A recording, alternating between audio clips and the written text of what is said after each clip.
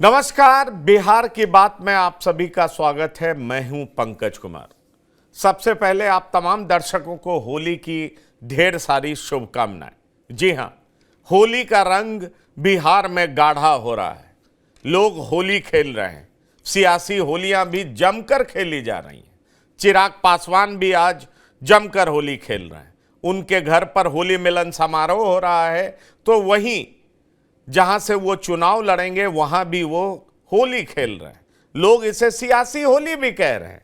बहरहाल, लेकिन जिनको टिकट नहीं मिला है उनकी सियासी होली फीकी हो गई है, और जिनको टिकट मिलने को लेकर सस्पेंस है उनकी होली भी रंग लाती हुई दिखाई नहीं पड़ रही।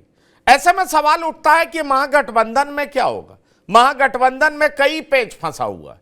पप्पू यादव की सीट को लेकर के पेच फंसा हुआ है, कटिहार की सीट को लेकर पेच फंसा हुआ है, शिवहर से उम्मीदवार कौन होगा यह अभी क्लियर नहीं है, मोतिहारी से कौन उतरेगा यह क्लियर नहीं है, मुजफ्फरपुर से कौन उम्मीदवार होगा यह भी साफ नहीं है, कांग्रेस से कितने उम्मीदवार मैदान में होंगे यह भी साफ नहीं है। जो लालू प्रसाद हर साल कपड़ा फाड़ होली खेला करते थे, वो लालू प्रसाद दिल्ली में मौजूद है, अपनी पोती का बर्थडे मनाने आए हैं। लालू प्रसाद ही नहीं है बल्कि उनके बेटे तेजस्वी यादव भी उसमें शामिल है। ऐसे में सवाल उठता है कि इस बार महागठबंधन में हो क्या रहा है।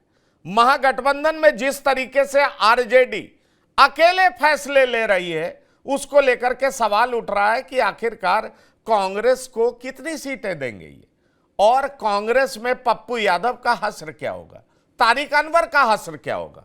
निखिल बाबू का तो जो होना था हो गया, क्योंकि वहां से अभय कुशवाहा को टिकट दे दिया गया है और आरजेडी ने टिकट दे दिया है। मिनी चित्तौड़गढ़ से आरजेडी ने कुशवाहा समाज के एक उम्मीदवार को मैदान में उतारा है। ऐसे में फिर से सवाल यही उठ रहा है कि पप्पू यादव, जो कि एक्स पे ट्विटर पे दावा कर चुके हैं कि अंतिम दम तक कांग्रेस का साथ नहीं छोड़ेंगे और मरते दम तक पूर्णिया से ही लड़ेंगे। अंतिम दम के क्या मायने हैं और मरते दम तक पूर्णिया से लड़ने के क्या मायने हैं। आखिरकार पप्पू का क्या होगा, तारिक अनवर का क्या होगा, इन तमाम सवालों का जवाब हम ढूंढने जा रहे हैं। हम आपको बताएंगे कि आखिरकार क्या होने जा रहा है, क्योंकि हमारे साथ जुड़ चुका है एक पैनल। हमारे साथ जुड़ चुके हैं सरोज जी, दिखाई पड़ रहा है रंग में सराबोर हो करके सरोज जी हमारे साथ बैठे हैं। होली की आपको ढेर सारी शुभकामनाएं सरोज सिंह जी, वरिष्ठ पत्रकार। हमारे साथ सुदीप प्रताप सिंह, राजनीतिक विश्लेषक, दिखाई पड़ रहा है। सुदीप सिंह होली खेल करके और उसके बाद हमारे साथ जुड़े हैं, आपका बहुत बहुत शुक्रिया। तो सुदीप सिंह जी, स्वागत है आपका। और डॉक्टर संजय कुमार, इनके चेहरे पर भी रंग छिपाए छिप नहीं रहा है।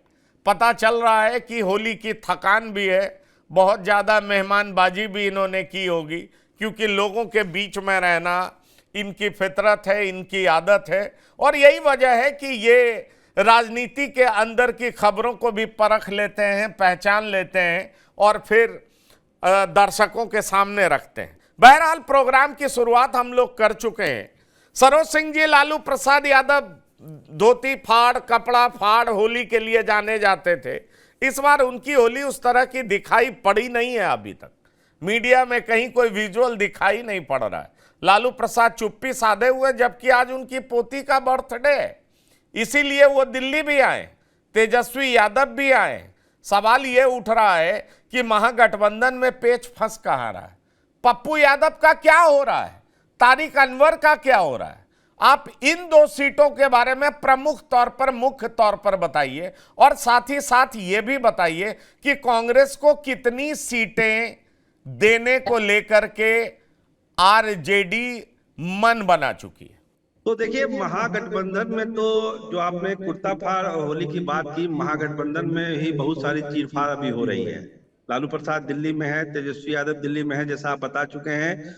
क्योंकि महागठबंधन में राजद के नेताओं को ये उम्मीद नहीं थी कि कांग्रेस इतना हार्ड स्टेप भी ले सकती है।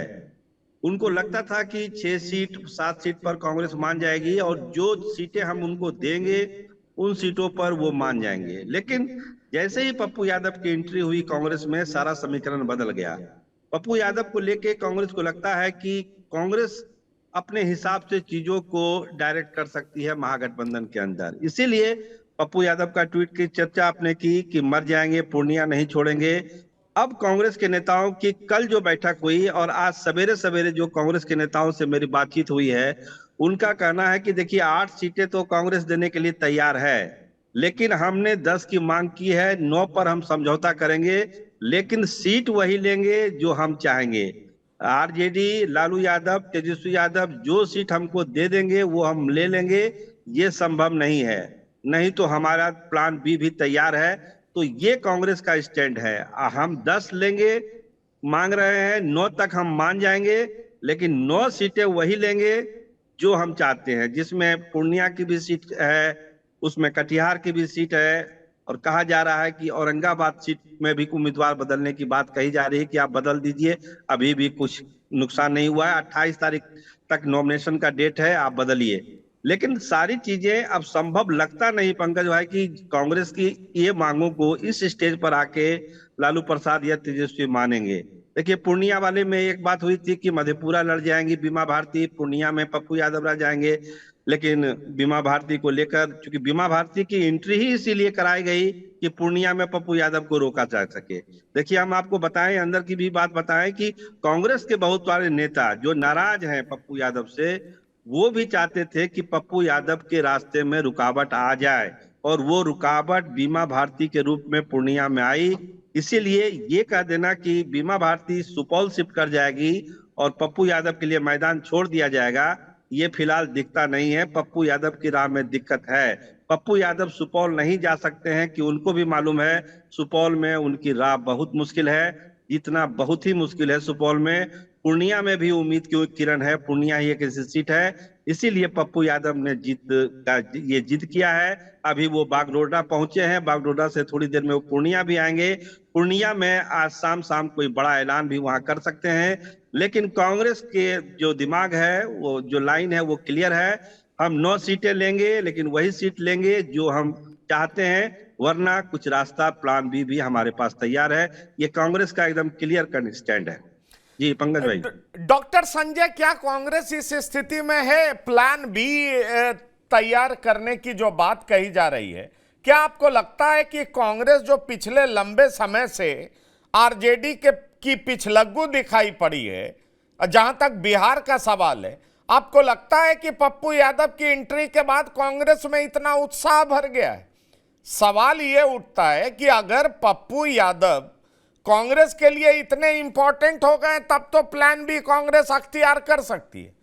लेकिन सवाल यह उठ रहा है कि पप्पू यादव की स्थिति कहीं कीर्ति आजाद वाली तो नहीं हो जाएगी? आपको याद होगा पिछले चुनाव में कीर्ति आजाद भी इसी तरीके से राहुल गांधी से बात करके दरभंगा से लड़ने आ गए थे, और आरजेडी ने ना कर दिया। उसके बाद उनको झारखंड जाना पड़ा था, और फाइनली कीर्ति आजाद कांग्रेस भी छोड़े, टीएमसी का हाथ पकड़ लिए। क्या आप पप्पू यादव की स्थिति वैसी बनती हुई देख रहे हैं? क्या आपको दिखाई पड़ रहा है कि पप्पू यादव वो पेंच हैं जो कि जितना सुलझाने की कोशिश की जा रही है, उतनी ही उलझ जा रही है ये सीट और ये नाम? जो पप्पू यादव कल तक कह रहे थे कि मर जाएंगे, मिट जाएंगे, पूर्णिया नहीं छोड़ेंगे, वो पप्पू यादव की आज किशनगंज में भाषा बदल गई। उन्होंने कहा कि मेरा शीर्ष नेतृत्व जो तय करेगा मैं उसको मानूंगा। तो शीर्ष नेतृत्व जो तय करेगा वो तो लालू जी के साथ मिलकर के ही तय करेगा। और उन्होंने कहा कि लालू जी मेरे अभिभावक हैं, लालू जी अगर कुछ भी तय करते हैं, हाँ ये है कि मैं कोसी का बेटा हूं, सीमांचल मेरी जमीन रही है, वहां के लोग मुझे पसंद करते हैं, लेकिन उनके भाव और उनकी भाषा दोनों बदल गई। और आरजेडी ने आज शिवानंद तिवारी को उतारा मैदान में।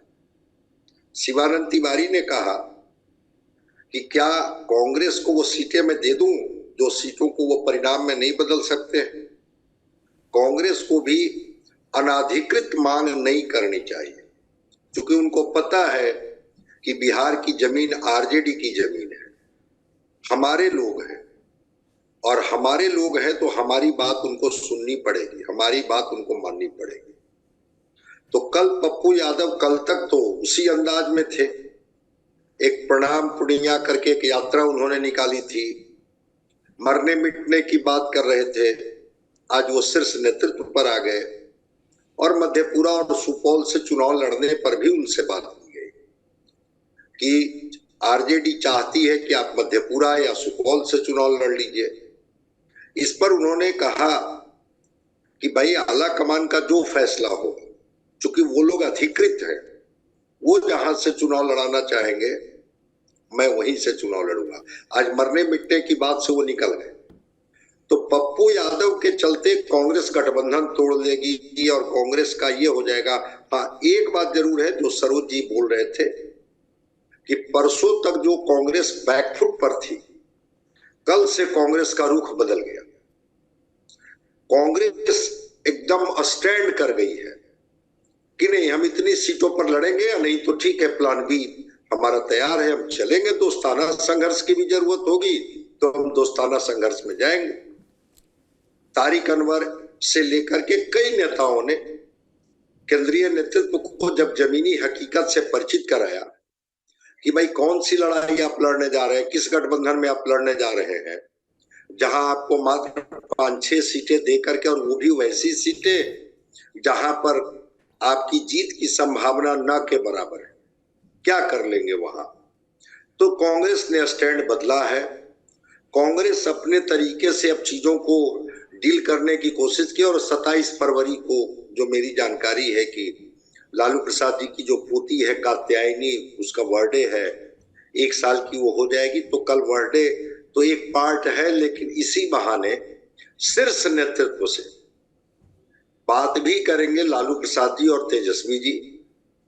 अब वो 8 सीट कांग्रेस को देंगे, 10 सीट देंगे, 9 सीट देंगे, 6 सीट देंगे, वो तो मुझे नहीं पता है, लेकिन कल से कांग्रेस का रुख बदल गया है।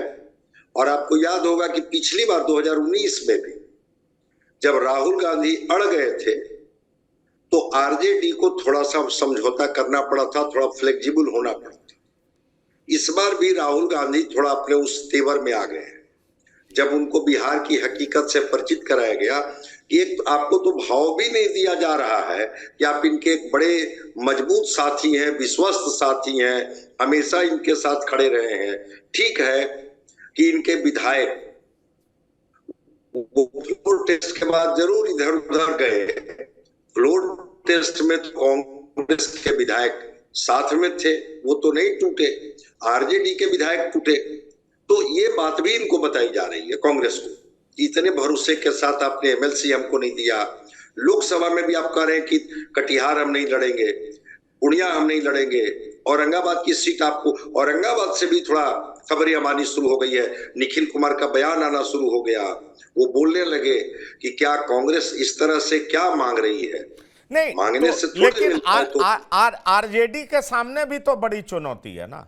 आरजेडी के सामने बड़ी चुनौती यह है कि रुपौली की विधायक बीमा भारती को उन्होंने पार्टी में शामिल कराया है।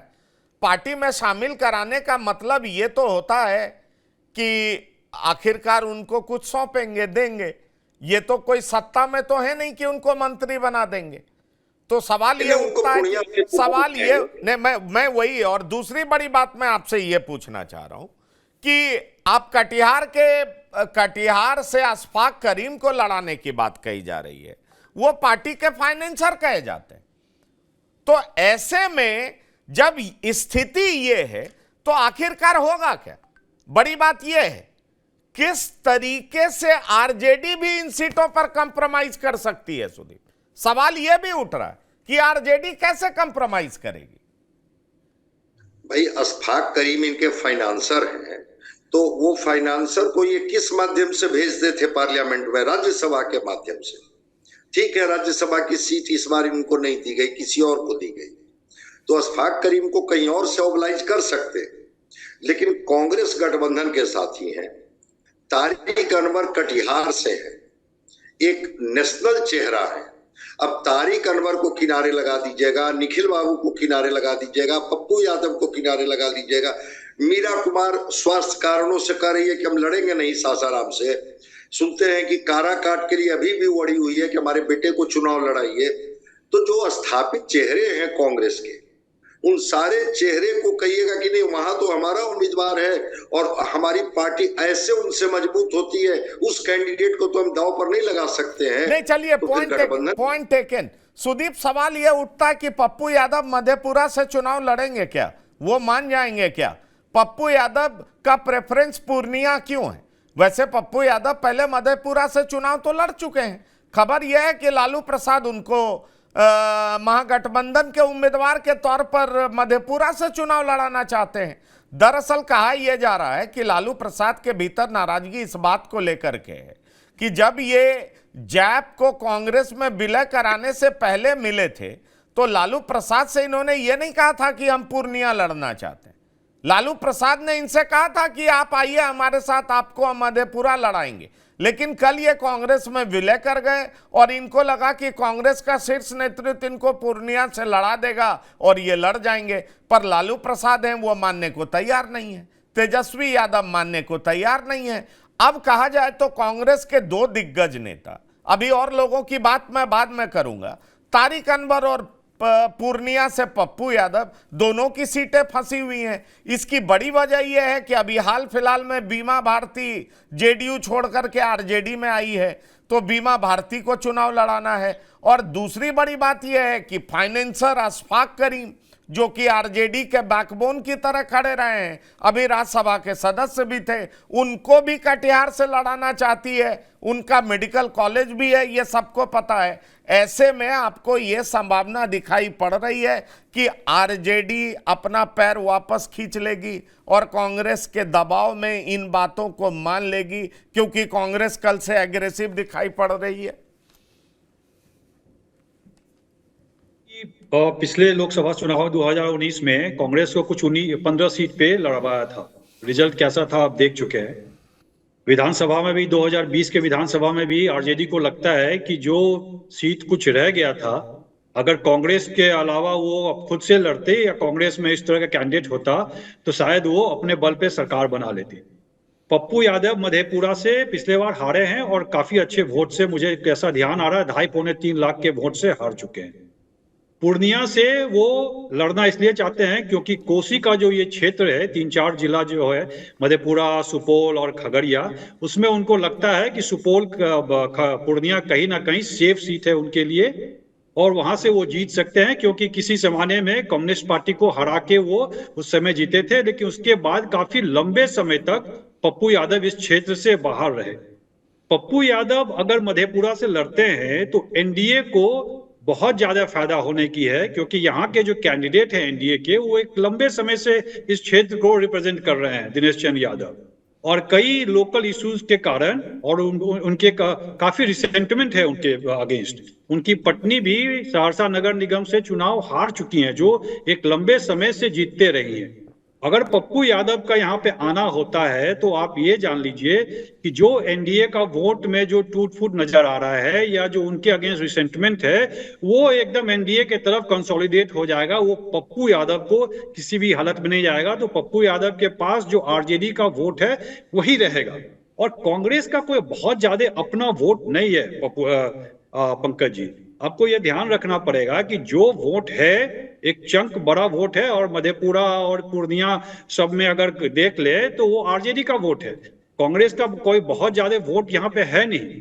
और कांग्रेस के नहीं वोट रहने के कारण कांग्रेस कहीं ना कहीं भूतकाल में रह रहा है। उनके पास बड़े बड़े छत्रप रहे हैं जो एक जमाने में बहुत बड़े नेता थे, लेकिन आज के जमाने में वो यथार्थ से दूर है। इसलिए वो 15, 9 और 10 सीटों की बात कह रही है। जहां तक बीमा भारती का रहा, बीमा भारती को आपने लाया है, बीमा भारती को आप पूर्णिया से नहीं लड़ाएंगे तो फिर इनको कहां से लड़ाएंगे? उनको आप मधेपुरा से लड़ाएंगे या खगड़िया से लड़ाएंगे? यही 2 सीट हो सकता है जहां पे यादव बहुल और मुसलमानों की एक अच्छा चंक है।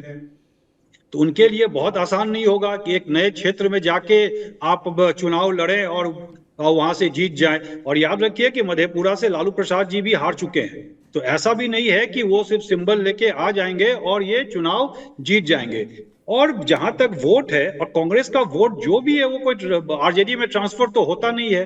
तो इन सब कारण से अब जैसे औरंगाबाद में उन्होंने टिकट दे चुका है, और वो टिकट दे चुके हैं तो क्या वो वापस ले लेंगे? ऐसा नहीं है। खगड़िया में भी सीपीआई ने अपना कैंडिडेट अनाउंस कर दिया है। तो ये बहुत आसान नहीं होगा और कांग्रेस को कहीं ना कहीं ये जो धरातल का सच्चाई है इसके साथ रिकॉन्साइल करना पड़ेगा। अगर नहीं करेंगे तो फिर एक दो सीट भी उनके लिए अपने बल पर जीतना बहुत मुश्किल होगा।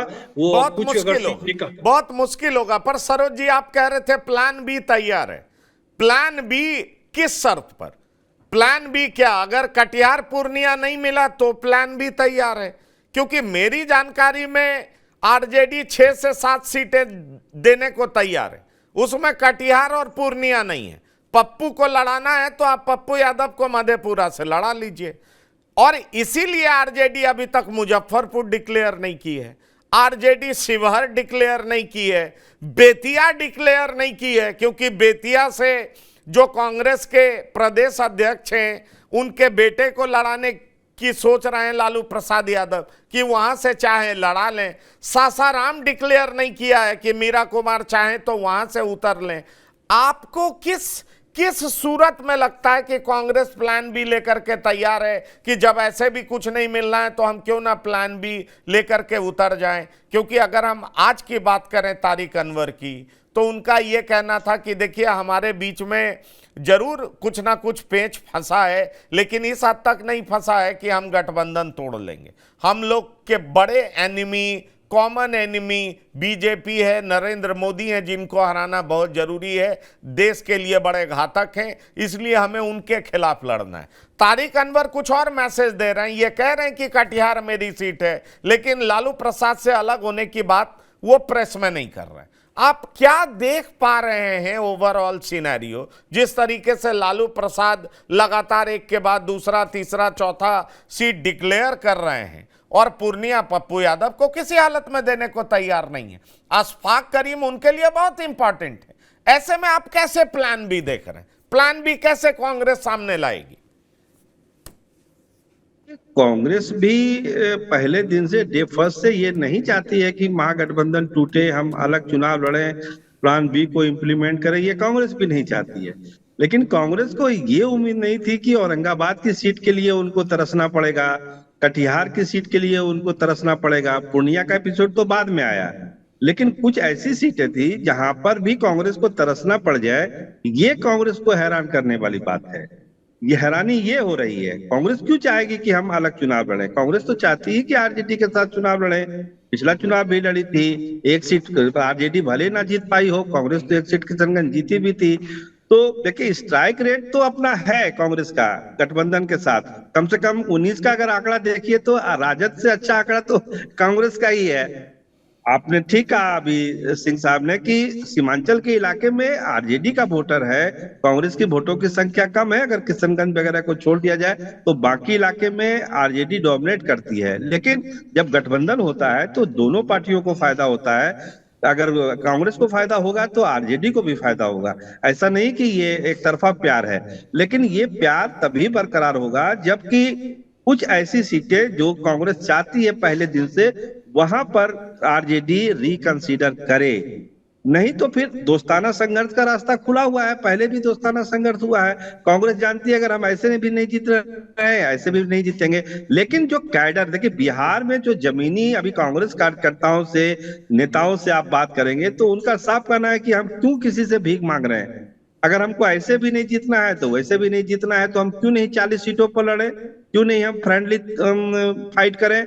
कम से कम अपनी ताकत का एहसास तो हम कराएं कांग्रेस आला कमान को और राजद के आला कमान को कि हमारी ताकत क्या है जमीन पर। ये नौबत क्यों? एक बात एक हम कंप्लीट कर रहे हैं जी। वो ये इसलिए चाह रहे हैं कि जो 25 का चुनाव है, विधानसभा का चुनाव है, उसके लिए एक ग्राउंड वो तैयार कर सके कि हम उस ग्राउंड पर खेलें जहां पर लोकसभा में हमारी ताकत इतनी थी। अगर अभी से ही सरेंडर के मूड में होंगी तो विधानसभा में क्या स्थिति होगी आप समझ सकते हैं। 70 सीट तो पिछले बार मिला था, इस बार 30-40 के आसपास ही कांग्रेस सिमट के रह जाएगी अगर लोकसभा में वो अपनी ताकत नहीं दिखा पाई तो। पंकज भाई, लोकसभा में ताकत नहीं दिखा पाई तो, लेकिन कई कांग्रेसी नेता ये भी कह रहे हैं कि अगर पप्पू को पूर्णिया नहीं मिला तो फिर राहुल गांधी और प्रियंका की बातों का मतलब क्या रह जाएगा। ये ऐसा पहला भी देखा जा चुका है, कीर्ति झा आजाद की के साथ जो हुआ था। अगर वो एक बार फिर से पप्पू यादव के साथ हो गया तो माना जाएगा कि कांग्रेस में राहुल गांधी और प्रियंका गांधी की भी बात का कोई असर नहीं है, कोई मतलब नहीं है, क्योंकि पप्पू यादव तभी इस पार्टी के साथ विलय किए जब उनको पूर्ण भरोसा दिलाया गया कि आप पूर्णिया से चुनाव लड़ेंगे। ऐसे में सवाल उठ रहा है कि पप्पू का होगा क्या। बड़ा सवाल ये है। और पप्पू मधेपुरा जाने की बात, अब भले ही उनके स्वर बदले हो सकता है ये राजनीतिक कारण हो, रणनीतिक बात हो सकती है, लेकिन कहा यह जा रहा है कि पूर्णिया के नाम पर ही वो आए थे डॉक्टर संजय। अब सवाल उठता है कि मधेपुरा उनको स्वीकार होगा तो शायद ये माना जाएगा कि बिहार की टिकट जो भी हो, जैसे औरंगाबाद का फैसला कर लिया लालू प्रसाद ने, उसी तरीके से कांग्रेस के टिकट का फैसला एक तरफा लालू प्रसाद ही कर रहे हैं और कांग्रेस मानने को बाध्य हो रही। नहीं, इसमें क्या दो मत है कि लालू प्रसाद जी फैसला लेंगे और वो सोनिया गांधी जी को और राहुल गांधी जी को समझाने में कामयाब हो जाएंगे, क्योंकि इस मामले में लालू प्रसाद जी बहुत ही, जिसको कहते हैं ना कि बड़े ही चतुर राजनीतिज्ञ हैं कि कैसे कहां कौन सा दाव चलनी चाहिए। तो पूर्णिया के बारे में तो लालू प्रसाद जी से भी इन्होंने संपर्क साधा था पप्पू यादव ने, और उनके सुर तभी बदले जब लालू प्रसाद जी ने कहा कि हमें बिहार की कई सीटें जीतनी है, केवल पूर्णिया नहीं जीतनी है, और आप जीतने के लिए लड़िए चुनाव, कोई जिद मत कीजिए कि हम यहीं से लड़ेंगे।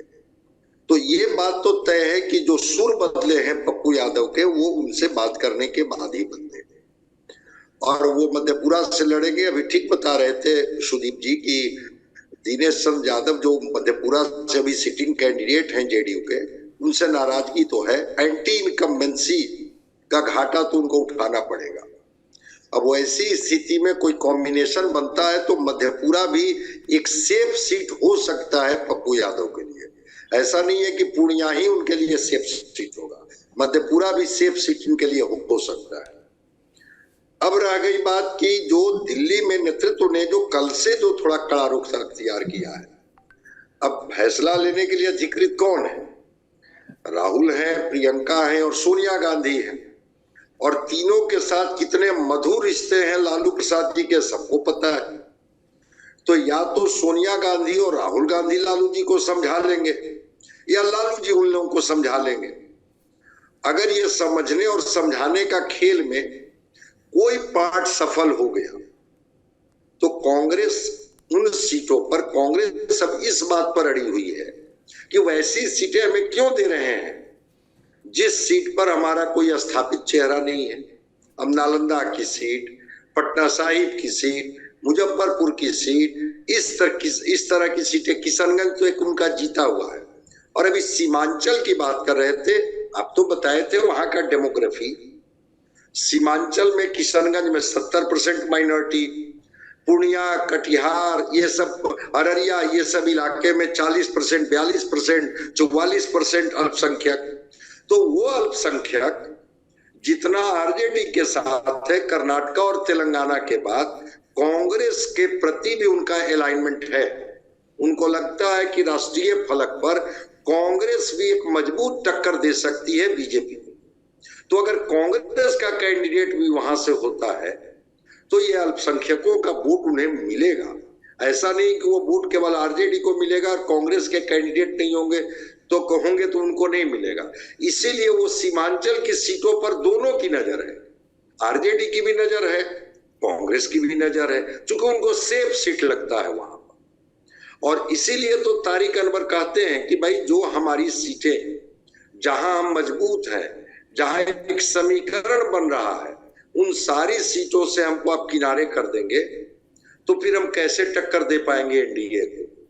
तो ये एक सवाल है और उस सवाल को लेकर के शायद कल कोई ना कोई फैसला आ ही जाएगा कि कांग्रेस 7 पर लड़ेगी, 8 पर लड़ेगी, 6 पर लड़ेगी, 9 पर लड़ेगी।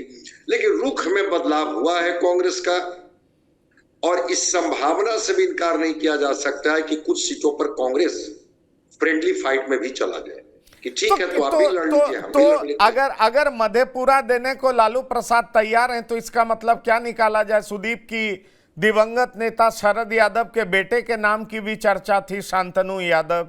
क्या उनको भी अब टिकट मिलने की कोई संभावना नहीं है? नंबर 1। नंबर 2, ये बात कही जा रही थी कि सुपौल से पप्पू यादव के बेटे भी मैदान में उतर सकते हैं, क्योंकि रंजीता रंजन वहां से एमपी रह चुकी हैं।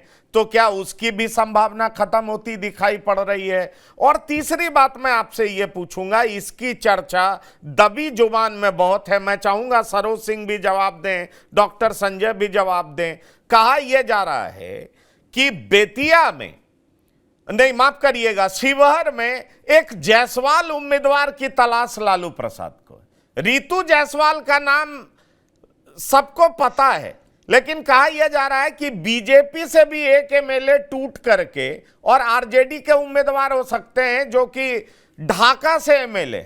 वैसे वो खुद मना कर रहे हैं, लेकिन उनके इर्द गिर्द से ये खबर आ रही है, ये अपुष्ट खबर है, चर्चा है। वो जायसवाल है, वो बीजेपी से एमएलए हैं, लेकिन वो टूट करके लालू प्रसाद की पार्टी से शिवहर से उम्मीदवार हो सकते हैं। इसकी चर्चा है, क्योंकि पहले कही जा रही थी ये बात कि लवली आनंद के सामने कौन, तो रमा देवी का नाम आ रहा था, लेकिन अब रमा देवी कहीं चर्चा में नहीं है।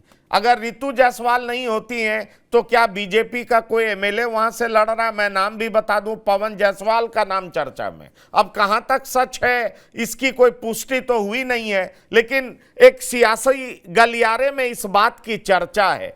तो मैं आपसे वही पूछ रहा था, शांतनु यादव को लालू यादव ने रूल आउट कर दिया, सुपौल से उम्मीदवार किसके बनने की चर्चा है महागठबंधन से, और अभी तक लालू यादव कोई डिक्लेयर क्यों नहीं कर रहे हैं? और तीसरी बात, शिवहर से आपको उम्मीदवार बनता हुआ कौन दिखाई पड़ रहा है? पंकज जी, बिहार के राजनीति में जो फाइनल कॉल होगा वो लालू प्रसाद जी का ही होगा। निगोशिएशन हो सकता है, डिस्कशन हो सकता है, लेकिन फाइनल कॉल तो नहीं का होगा। पप्पू यादव के पास 3 ऑप्शन है पूर्णिया छोड़ के। पप्पू यादव के पास मधेपुरा का ऑप्शन है, सुपौल का ऑप्शन है और खगड़िया का भी ऑप्शन हो सकता है, लेकिन सीपीआई ने वहां पे ऑलरेडी अपने कैंडिडेट डिक्लेयर कर चुके हैं। और जो अभी एलजेपी का कैंडिडेट है वो यादव समाज से आने का है, वो असिस्टेंट कमांडेंट है, इस तरह का चर्चा। और क्षेत्र में जो उनकी आवाजाही है उससे लगता है कि हो सकता है। तो ये तो लग रहा है कि ये, लेकिन जहां तक पप्पू यादव को एक सीट से ज्यादा मिलने वाला नहीं है, उनके बेटा को और उनको दोनों का सीट, इतने सारे सीट है नहीं, और इस तरह का प्रभाव क्षेत्र भी पप्पू यादव जी का है नहीं कि वो अपना भी सीट जीतेंगे और पप्पू इनका भी सीट जीतेंगे। पूर्णिया भी उनके लिए कोई बहुत ज्यादा केक वॉक नहीं है। संतोष कुशवाहा काफी लंबे समय से और बहुत ही वहां पे प्रभावशाली व्यक्ति हैं। जब 2014 में जेडीयू ने 1-2 सीट जीते थे, उसमें भी संतोष कुशवाहा जी जीते थे, तो उनके लिए बहुत ही आसान नहीं होगा। जहां तक शिवहर का बात है, रमा देवी का चर्चा चल रहा है एलजेपी के साथ, और ऐसा बताया जा रहा है कि वो शिफ्ट होंगी, शायद वैशाली या कहीं और जगह पे उनको शिफ्ट किया जा सकता है। वैश्य समाज का एक कैंडिडेट का ये जोड़ है कि शिवहर से वैश्य समाज का एक कैंडिडेट आना चाहिए। अब इसमें से भारतीय जनता पार्टी के आते हैं या किसी और के आते हैं आरजेडी का, ये देखने वाला है। एक मुस्लिम समाज का भी कोई व्यक्ति है जिसका बहुत जोर का चर्चा हो रहा है। अब ये क्या होता है ये अभी प्रेडिक्टेबल नहीं है, वो तभी प्रेडिक्ट होगा जब कहीं ना कहीं सीट में ये जो लटके हुए सीट है वो हो जाएगा। सिवान में अवध बिहारी चौधरी जो हैं, जो फॉर्मर स्पीकर रहे हैं, उनका करीब करीब पक्का है कि वो वहां से लड़ेंगे, तो वो भी कोई कांग्रेस को जाने वाला नहीं है। और सीपीआई भी वहां पे बहुत ये है लड़ने के लिए। तो इस हिसाब से पप्पू यादव जी के पास 2 ही हो सकता है जो उनके लिए सहूलियत से उनको मिल सकता है, वो मधेपुरा हो सकता है या नहीं तो सुपौल हो सकता है। इसके अलावा बेटे का तो कोई चांस नहीं लगता। शिवहर से आप कौन सा उम्मीदवार देख रहे हैं? शिवहर पे क्यों नहीं डिक्लेरेशन हो रहा है सरोज जी? मुजफ्फरपुर पे क्यों चुप है लालू प्रसाद यादव? कहा जा रहा है कि वो कांग्रेस को देना चाह रहे हैं और विजेंद्र चौधरी को उम्मीदवार बनाना चाह रहे हैं, लेकिन शिवहर से लालू प्रसाद चुप क्यों है? रितु जायसवाल का नाम अगर तय है या किसी और का इंतजार किया जा रहा है? क्योंकि मैंने कहा कि सियासत में इसकी भी चर्चा है कि बीजेपी के एक विधायक टूट करके आ रहे हैं और उनको लालू प्रसाद यादव बीमा भारती की तरह उम्मीदवार बना सकते हैं, उनके नाम की भी चर्चा है। अब पता नहीं क्या होगा, ये तो वक्त ही बताएगा। अगले 24 से 48 घंटे में इससे पर्दा हट जाएगा, लेकिन उनके नाम की भी चर्चा एक कॉर्नर में है। और जहां तक सवाल है सुपौल का, तो सुपौल को लेकर के किसकी चर्चा है? क्या ये कांग्रेस को देने की बात हो रही है? लालू प्रसाद यादव इन सीटों पर फैसला क्यों नहीं ले रहे हैं? क्योंकि कुछ सीटों पर तो लालू प्रसाद यादव ने यूनिलैटरली डिसीजन ले लिया, ये यहां तक कि औरंगाबाद तक की उन्होंने परवाह नहीं की। कटिहार और पूर्णिया पर वो अड़े हुए हैं, लेकिन और बाकी सीटें मुजफ्फरपुर है, वैशाली है, शिवहर है, मोतिहारी है, बेतिया है, इन सब सीटों पर वो चुप्पी साधे हुए हैं। आखिरकार इसके मायने क्या है? देखिए, शिवहर से ही बात शुरू करते हैं। शिवहर को लेके दो तीन बात है। एक बात आपने खुद कही कि पवन जायसवाल लगे हुए थे, जब भाजपा से टिकट का अनाउंसमेंट नहीं हुआ था उसी समय से वो लगे हुए थे कि भाजपा के वो प्रत्याशी हो जाए। तो भाजपा का तो कैंडिडेट हो गए, वहां से नहीं हुआ। जनता दल यूनाइटेड से लवली आनंद चुनाव लड़ रही शिवहर से। तो अब ये कोशिश है कि पवन जायसवाल उस इलाके में बहुत मजबूत हैं, बैस बिरादरी से आते हैं, तो कोशिश है कि पवन जायसवाल को वहां पर दिया जाए। लेकिन दो नाम और भी हैं जिसकी चर्चा जरूरत है। एक चर्चा आपने ऋतु जायसवाल का कर ही दिया है, लेकिन जो एक नाम है वो उसका कनेक्शन वैशाली लोकसभा सीट से जुड़ा हुआ है। देखिए, वैशाली से अगर एनडीए से राजपूत प्रत्याशी कोई खड़ा होगा तब वहां पर भूमिहार प्रत्याशी वहां दिया जाएगा, तो यानी मुन्ना शुक्ला को वहां दिया जाएगा आरजेडी के तरफ से। वैसी परिस्थिति में रामा सिंह को शिफ्ट कर दिया जाएगा शिवहर में। ये इंतजार किया जा रहा है कि वैशाली से चिराग पासवान कैंडिडेट किसको बनाते हैं। संजय सिंह को बनाते हैं, बीना देवी को बनाते हैं, विनीता विजय को बनाते हैं, या किसको बनाते हैं। अगर वहां जिस कास्ट का कम होगा, अगर राजपूत होगा तो भूमियार, भूमियार होगा तो फिर राजपूत, तो वो शिवहर की सीट का अटैचमेंट जुड़ा हुआ है वैशाली के सीट के साथ। एक बार वैशाली क्लियर हो जाएगी तो वहां का भी क्लियर हो जाएगा कि वहां लालू प्रसाद को क्या करना है, रमा सिंह को देना है या फिर पवन जायसवाल को देना है या ऋतु जायसवाल को देना है या समीर महासेठ को देना है, किसको देना है ये तय हो जाएगा। आपने एक बात कही पप्पू यादव को लेके और राहुल गांधी और प्रियंका गांधी के स्टेटस को लेके, उनके हनक को लेके। सही बात है, आज जब शामिल हुए पप्पू यादव तो प्रदेश का नेतृत्व इसके लिए तैयार नहीं था। ये तो तैयार क्या, उसके विरोध में था कि उनको शामिल नहीं किया जाए, लेकिन फिर भी पप्पू यादव को शामिल किया गया। कांग्रेस में उनके पार्टी का विलय हुआ तो कहीं ना कहीं से प्रियंका गांधी और राहुल गांधी की सहमति होगी कि आप शामिल होइए, आपको पूर्णिया से हम लड़ाएंगे। अगर पूर्णिया से पप्पू यादव नहीं लड़ते हैं तो फिर प्रियंका गांधी और राहुल गांधी के हनक का क्या होगा। वैसी परिस्थिति में जो जमीन पर कैडर काज करता है वो कितने डिसिप्लिन होंगे और कब तक उनको ये कहा जाएगा कि राहुल गांधी फैसला कर देंगे और प्रियंका गांधी फैसला कर देंगी। जब स्थिति यही है कि पप्पू यादव की सीट फंस जा रही है तो फिर दूसरे का क्या है। तो एक हनक जो साबित करनी है कांग्रेस के बड़े नेताओं के लिए, उसमें भी पप्पू यादव का वहां से चुनाव लड़ना जरूरी है पूर्णिया से। तो वैशाली की बात हम लोग कर चुके और पूर्णिया की बात कर सके। अब समझने और समझाने वाली बात है। देखिए, दो लाइनें हैं, मैं तुझको और तू मुझको समझाए क्या, दिल दीवाना तेरा भी है दिल दीवाना मेरा भी है। तो हाल तो सबका एक ही है, कौन सीट किसको जाएगा ये कहना मुश्किल है। इसीलिए पंकज भाई थोड़ा सा इंतजार हम लोग कर लेते हैं। जो आपने जिन सीटों की चर्चा की, बेतिया की, मोतिहारी की, शिवहर की, मुजफ्फरपुर में विजेंद्र यादव की पूरी तैयारी है। वो सीट कांग्रेस को देने में आरजेडी को कहीं कोई दिक्कत नहीं है और वहां से लगता है कि विजेंद्र चौधरी जो है, यादव चौधरी, विजेंद्र जो एमएलए हैं कांग्रेस के, वो वहां से चुनाव लड़ेंगे, इसकी पूरी संभावना है। लेकिन थोड़ा सा हमको इंतजार करना पड़ेगा शिवहर को सीट के लेके, जब तक कि वैशाली का फैसला नहीं हो जाता। पंकज भाई, लेकिन मुजफ्फरपुर को लेकर के डॉक्टर संजय ये बात भी हो रही है, मेरी कुछ कांग्रेस के नेताओं से बात हो रही थी, वो ये कह रहे थे कि विजेंद्र चौधरी कई बार पार्टी बदल चुके हैं, उनकी विश्वसनीयता लगभग खत्म है, 5-6 बार पार्टी बदल चुके हैं, हर पार्टी में रह चुके हैं, उनकी बिरादरी के 1 सवा लाख से ज्यादा वोटर्स भी नहीं, वहां 4 लाख से ज्यादा मतदाता भूमिहार हैं। तो कांग्रेस के कुछ भूमिहार कैंडिडेट का भी नाम वहां पर आ रहा है कि वो भी वहां से चुनाव लड़ सकते हैं। सवाल उठता है कि कांग्रेस क्या भूमिहार कैंडिडेट वहां सेलेक्ट कर सकती है? अगर वैशाली से मान लीजिए एलजेपी किसी राजपूत उम्मीदवार को उतारती है तो क्या कांग्रेस वहां से भूमिहार उम्मीदवार को उतार सकती है? एक बात।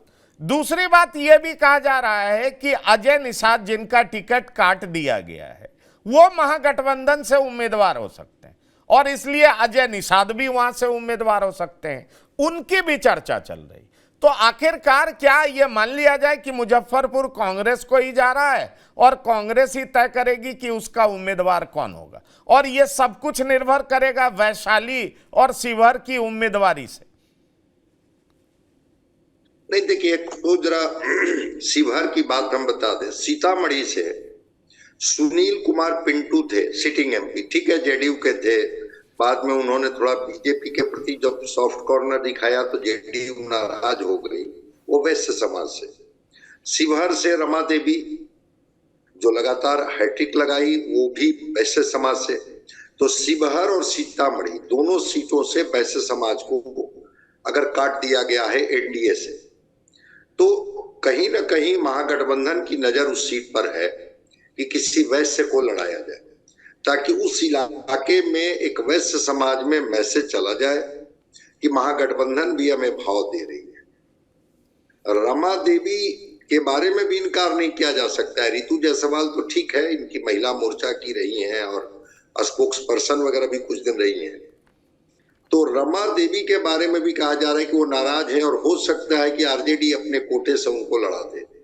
इसकी संभावना से भी इनकार नहीं किया जा सकता है। रह गई बात मुजफ्फरपुर, तो मुजफ्फरपुर की सीट कांग्रेस को दे दी गई है। अब वो मुजफ्फरपुर की सीट कांग्रेस किसको लड़ाती है? कोई निषाद समाज के लोगों को लड़ाती है, कोई भूमिहार समाज के लोगों को लड़ाती है, या जिस चौधरी जी की बात आप कर रहे हैं उनको लड़ाती है, ये कांग्रेस को तय करना है। लेकिन मुजफ्फरपुर की सीट कांग्रेस को दे दी गई है और कांग्रेस में जो खलबली जो मची, कांग्रेस ने कुछ रखा था बना करके एक फॉर्मूला कि हमको एक भूमिहार लड़ानी है, एक ब्राह्मण लड़ानी है, एक राजपूत लड़ानी है। इस तरह से उन्होंने कास्ट कॉम्बिनेशन बना के रखा था। जैसे मुजफ्फरपुर की सीट और भागलपुर की सीट का दिया गया था कि ठीक है, कांग्रेस जिसको चाहे वो लड़ा दे। तो वो अगर भागलपुर की सीट और यहाँ की सीट के लिए कह दिया गया था तो अपर कास्ट से कैंडिडेट ढूंढे गए थे, उनको इशारा किया गया था कि कांग्रेस यहाँ से लड़ना चाहती है, आप बताइए कि आप सेलेक्ट कर लीजिए कि यहां से कौन कैंडिडेट होंगे। तो वो जो आपके जो इशारा है, वोटों का जो गणित है, उसके अनुसार अब कांग्रेस क्या निर्णय लेती है ये तो कांग्रेस पर निर्भर करता है। लेकिन कुछ सीटें जो ऐसी आ गई हैं जहां पेच फंस गया है जाकर के, उन सीटों को लेकर के पहले फैसला तो हो जाए। कटिहार को लेकर के फैसला हो जाए, पूर्णिया को लेकर के फैसला हो जाए, सीमांचल की सीटों को लेकर के फैसला हो जाए। मुजफ्फरपुर और भागलपुर तो सीटें इनको दी गई है, जैसे नालंदा और यहां दे दी गई है पटना साहिब कि कांग्रेस लड़े, वैसे ही मुजफ्फरपुर और भागलपुर भी इनको कहा गया है। अब क्या अगर अजीत शर्मा की बेटी नेहा शर्मा, जिसकी चर्चा है कि एक्ट्रेस है, वो लड़ेंगी अगर वहां से भागलपुर से, तो फिर मुजफ्फरपुर से कैसे कोई कैंडिडेट होंगे उसी समाज के? स्वाभाविक है कि मुजफ्फरपुर से कोई और कैंडिडेट होंगे। तो ये तय करना होगा कि भागलपुर का उम्मीदवार है कांग्रेस का, या मुजफ्फरपुर का कैंडिडेट अगर तय कर लिया गया तो फिर भागलपुर में कैंडिडेट बदल दिया जाएगा। और एक और चीज मैं बता दूं कि मुकेश सहनी जी भी अभी मैदान से बाहर नहीं निकले, वो भी अभी इधर टहल ही रहे हैं। वो अभी कह रहे हैं, गए थे एनडीए के पास, उनको उन्होंने कहा कि भाई आप केवल बोल दीजिएगा कि शेड्यूल कास्ट में आप शामिल कर लेंगे निषाद समाज को, वो तो बोले नहीं। अब वो कह रहे हैं कि अगर लालू प्रसाद भी ये बात बोल देंगे कि हमारी गठबंधन की सरकार अगर केंद्र में बनी तो हम इनको शेड्यूल कास्ट में शामिल करने की भरपूर वकालत करेंगे, इतना भी बोल देंगे तो हम चुनाव लड़ लेंगे। तो दरभंगा और मधुबनी की सीट तो फाइनल कर दी है आरजेडी ने। तो क्या मुजफ्फरपुर में कांग्रेस की सीट फिर वही होगा जो पेच जाकर के पूर्णिया में फंस गया है कि मुकेश सहनी के हिस्से में सीट दे दी जाएगी? खगड़िया की सीट सीपीएम को दे दी गई है, खगड़िया को लेकर के भी मुकेश सहनी लगे हुए हैं। तो महागठबंधन में अभी सीटों को लेकर के कोई स्पष्टता भी नहीं है कि कांग्रेस के अगर सीट मिल गई तो कैंडिडेट कौन होंगे, कैंडिडेट तय है तो वो सीट है उनकी कि नहीं है। इस तरह से अभी कल के फैसले के बाद ही कहा जा सकता है कि कांग्रेस को कितनी सीटें मिली। पहले ये तो तय हो जाए कि हाँ ये कंफर्म हो गया कि ये कांग्रेस की सीटें हैं। Point taken. सवाल यही है कि लालू प्रसाद 6 से 7 सीटें देना चाह रहे हैं, लेकिन कल से कांग्रेस ने अपने रुख में बड़ा परिवर्तन लाया है और कांग्रेस 9 से कम सीटों पर लड़ने को राजी नहीं है। अब सवाल यह उठता है कि कटिहार और पूर्णिया को लेकर के कांग्रेस क्या फैसला करती है। बाजी कांग्रेस के हाथों में जाती है या लालू प्रसाद अपनी बातें मनवा लेते हैं। सवाल यही उठता है कि आखिरकार होगा क्या, वो अगले 24 से 48 घंटे में तय हो जाएगा। लेकिन बहुत सारा पेंच अभी भी महागठबंधन में फंसा हुआ दिखाई पड़ रहा है। ऐसे में सवाल उठता है कि महागठबंधन इन पेचों को कैसे सुलझाएगा। सरोज सिंह आपका, सुदीप प्रताप सिंह आपका, डॉक्टर संजय कुमार आपका, आप तमाम मेहमानों का इस चर्चा में शिरकत करने के लिए बहुत बहुत धन्यवाद, शुक्रिया। तो बिहार की बात में इतना ही। ताज़ा तरीन खबरों के लिए आप लगातार देखते रहिए TV9। धन्यवाद, नमस्कार।